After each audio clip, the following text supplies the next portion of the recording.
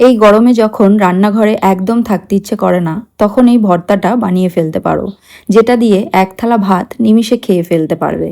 এর জন্য খারকোল পাতা তার ডাঁটা শুদ্ধ ভালোভাবে ধুয়ে পরিষ্কার করে কেটে নিয়ে কড়াইয়ে সর্ষের তেল গরম হলে তাতে কালো জিরে ফোড়ন দিয়ে দিয়ে দেবে কিছুটা চিংড়ি মাছ। এরপর এতে খারকোল পাতা দিয়ে ভালোভাবে শাক ভাজার মতো করে নেবে। এরপর এটা ঠান্ডা করে মিক্সিতে ভালোভাবে ব্লেন্ড করে নেবে।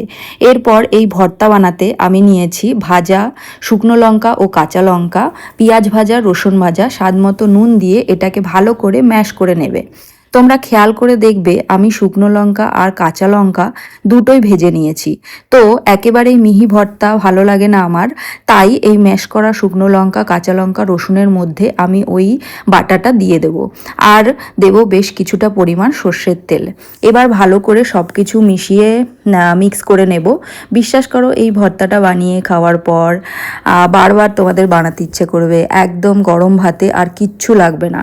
তো ভর্তাটা তোমরা সবাই বানিয়ে ট্রাই করে আমাকে কিন্তু জানাবে কেমন হয়েছে। এর টেস্ট মানে অতুলনীয়, ভীষণ সুন্দর হয় খেতে। তোমরা অবশ্যই একবার এই ভর্তাটা বানিয়ে টেস্ট করবে। আমি এরকম আরও অনেক ভর্তার রেসিপি নিয়ে আসবো। আজকের রেসিপিটা তোমাদের কেমন লাগলো একবার কমেন্টে জানিও। ওকে, টাটা, বাই।